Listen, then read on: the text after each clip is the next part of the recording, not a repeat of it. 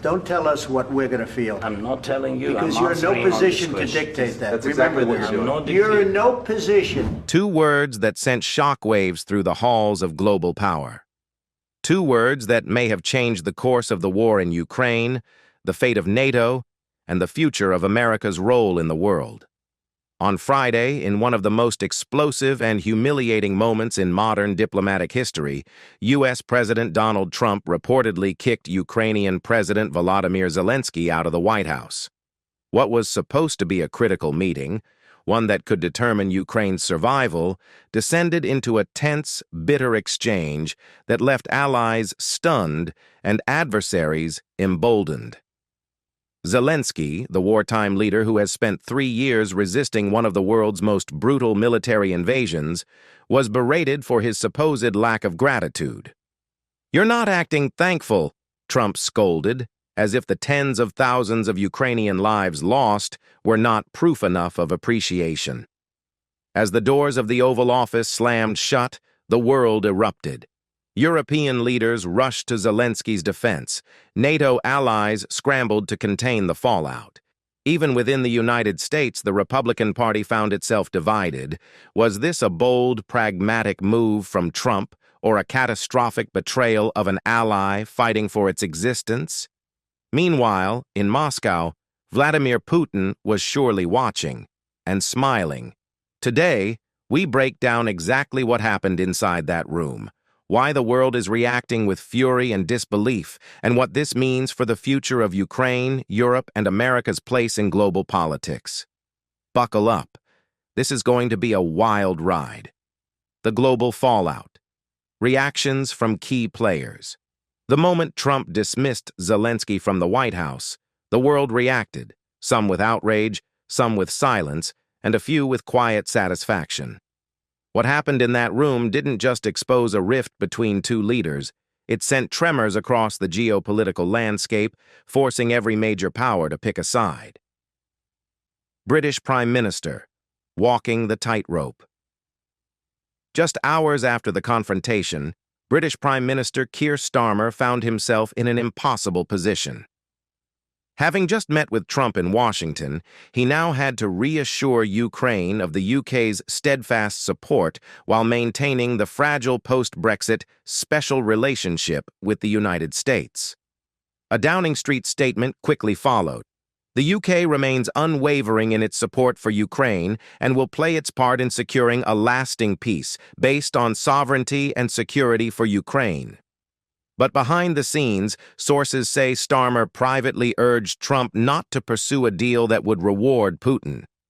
With the UK set to host a summit of European leaders on Ukraine, Starmer's challenge is clear. Keep Britain on the side of its European allies without triggering Trump's infamous wrath. French President Emmanuel Macron and German Chancellor Olaf Scholz, a show of European unity. If Trump thought his actions would fracture European resolve, the immediate response from France and Germany proved otherwise. French President Emmanuel Macron wasted no time, issuing a statement that cut straight to the heart of the matter. There is an aggressor, which is Russia, and an attacked people, which is Ukraine. Meanwhile, German Chancellor Olaf Scholz took to X, formerly Twitter, to declare, "Nobody wants peace more than the Ukrainians do. Ukraine can rely on Germany and on Europe." For European leaders, this was more than just solidarity. It was a warning shot to Trump. With the U.S. pulling back, Europe has no choice but to step up. The question is, can it afford to? EU leadership, the call for a new free world leader. Then came the bombshell from Kaja Kallas, the EU's foreign policy chief. It's clear that the free world needs a new leader. The message couldn't have been clearer. Europe is losing faith in America under Trump. The European Union quickly issued a joint statement urging Zelenskyy to be strong and reaffirming that Ukraine would not be abandoned. But behind the strong words, there's a growing sense of unease. The EU's economy is fragile. Its defense capabilities remain heavily dependent on the U.S. If Trump truly turns his back on Ukraine, can Europe sustain the war effort alone? the Five Eyes stand firm, except for one beyond Europe. Key U.S. allies in the Five Eyes intelligence-sharing network, Canada, Australia, and New Zealand, stood firmly behind Ukraine. Prime Ministers of Canada, Justin Trudeau, declared, "Russia illegally and unjustifiably invaded Ukraine. Their fight for democracy, freedom, and sovereignty is a fight that matters to us all." Australia's PM, Anthony Albanese, reinforced that his country would support Ukraine for as long as it takes. New Zealand's Christopher Luxon echoed the same sentiment, yet notably absent from this show of unity. The United States, Prime Minister Viktor Orban, Trump's last European ally. Amidst the global condemnation, there was one voice cheering Trump on, Hungarian Prime Minister Viktor Orban. Taking to X, Orban wrote, "Strong men make peace, weak men make war. Today, President Trump stood bravely for peace." It was a stunning contrast to the rest of Europe, but it wasn't surprising.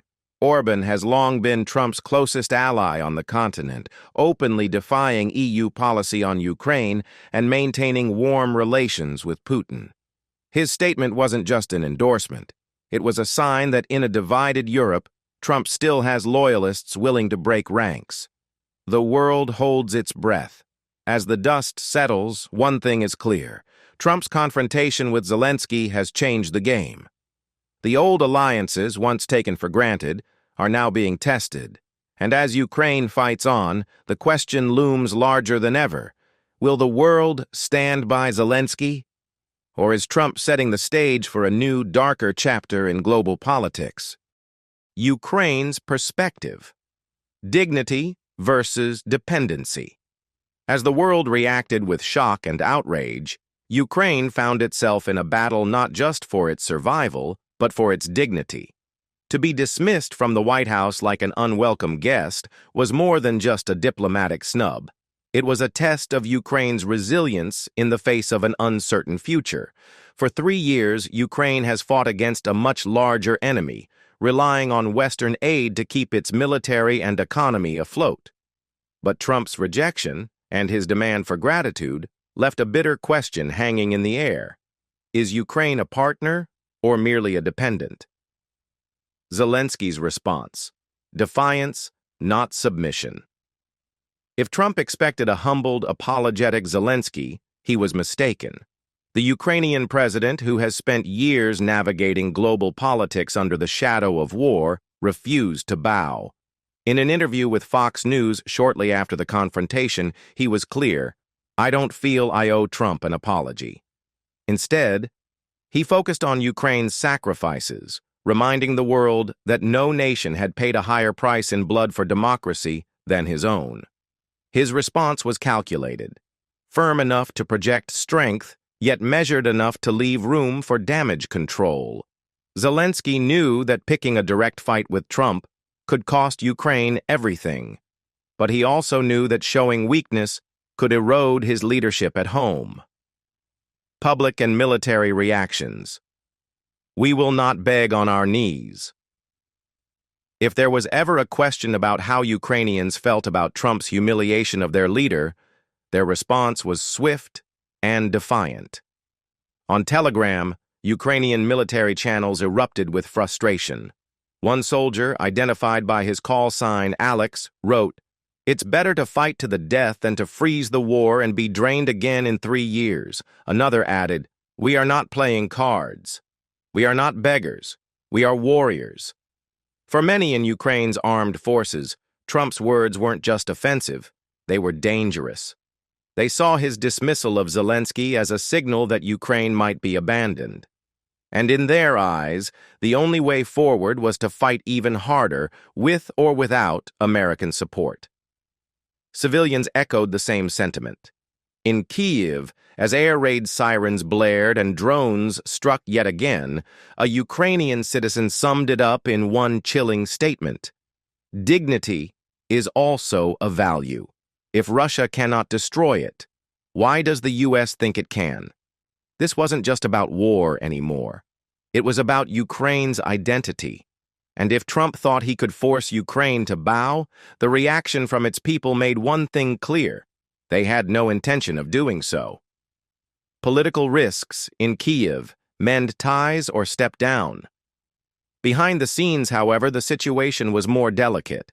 Trump's public humiliation of Zelenskyy didn't just shake international confidence, it raised difficult questions at home. Could Ukraine afford to alienate the U.S.? And if Zelenskyy couldn't repair the relationship, was it time for a new leader to try? The pressure was mounting. Some Ukrainian politicians whispered that Zelenskyy should fix this fast or step aside. Even U.S. Senator Lindsey Graham, a close Trump ally, speculated that Zelenskyy had to find a way to mend ties or risk losing everything. For the first time since the war began, Zelenskyy's leadership was being questioned, not because of military failures, but because of diplomatic ones. Would he find a way to salvage Ukraine's relationship with Washington? Or was this the moment that Ukraine would have to accept a new, harsher reality, one in which it could no longer count on America? A crossroads for Ukraine. As Kyiv processed the fallout, one truth became painfully clear: Ukraine's war is no longer just on the battlefield. It's being fought in the halls of Washington, in the back rooms of European capitals, and in the hearts of those who must now decide whether they stand with a nation that refuses to kneel or a world order that is shifting beneath their feet. Zelenskyy may have lost an ally in Trump, but what he gained was something arguably more powerful: a moment of clarity. Ukraine is standing on its own, for better or worse. The only question now is, who will stand with them? U.S. politics and Trump's strategy. If Ukraine was left shaken by the Oval Office confrontation, the political storm brewing in Washington was no less intense. Trump's public berating of Zelenskyy didn't just mark a turning point in U.S.-Ukraine relations, it also revealed deep fault lines in American politics, exposing the raw calculations, personal grievances, and ideological divides shaping Trump's foreign policy. At the heart of it all was a simple yet brutal question: was Trump repositioning America's stance on Ukraine out of strategic principle or personal vendetta? Trump and Zelenskyy, a relationship built on transactional politics. To understand what happened in the White House, we have to go back to 2019, the year Trump and Zelenskyy's relationship was first defined by scandal. Back then, Trump saw Zelenskyy not as a wartime leader, but as a potential tool in his political battles. He pressured Zelenskyy to do him a favor and investigate Joe Biden's son, Hunter, in exchange for military aid, an ultimatum that led to Trump's first impeachment. That scandal put a permanent strain on their relationship.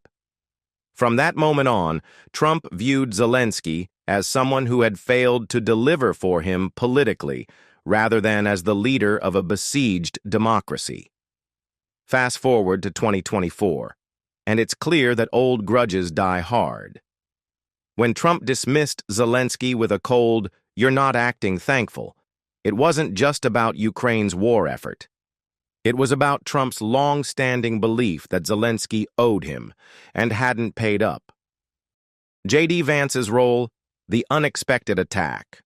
Dog Trump may have been the main act, but his vice president, J.D. Vance, played a surprisingly aggressive supporting role.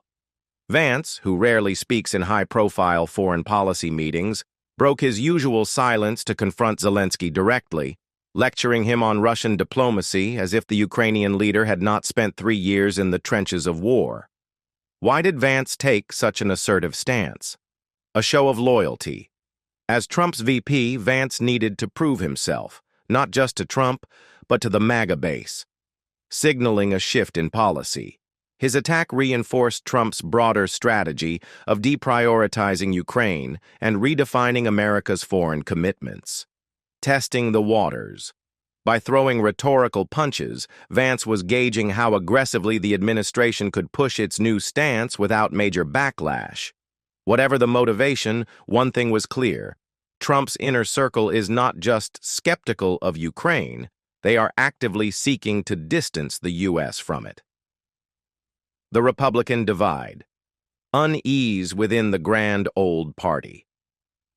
Yet, not all Republicans were comfortable with what unfolded in the White House.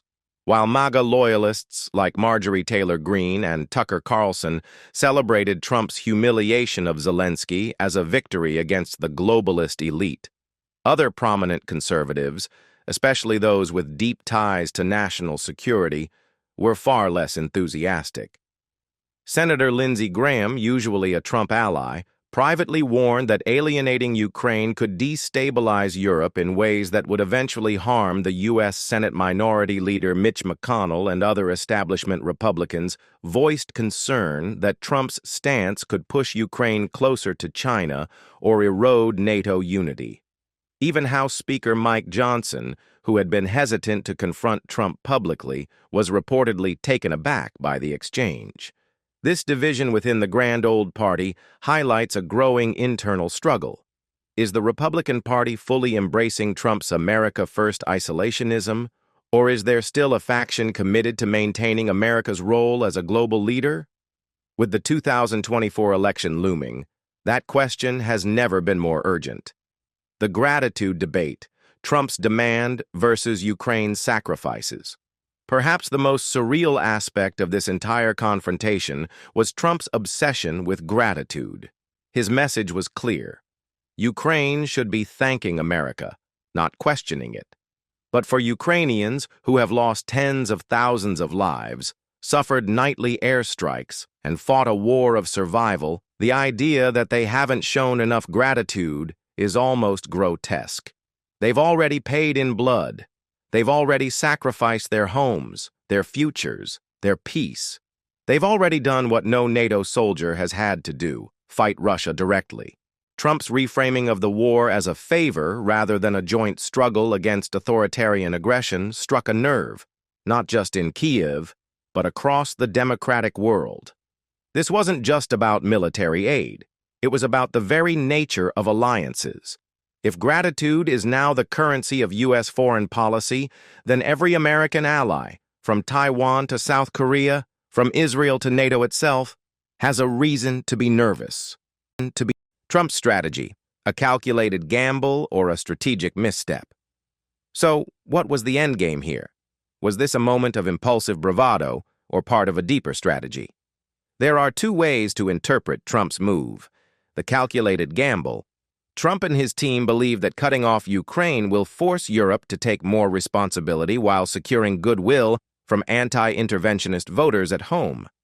This aligns with his broader agenda of shifting U.S. priorities away from global commitments. The strategic misstep. By alienating Ukraine and shocking America's allies, Trump may have undermined U.S. influence on the world stage and emboldened Putin, without gaining anything in return.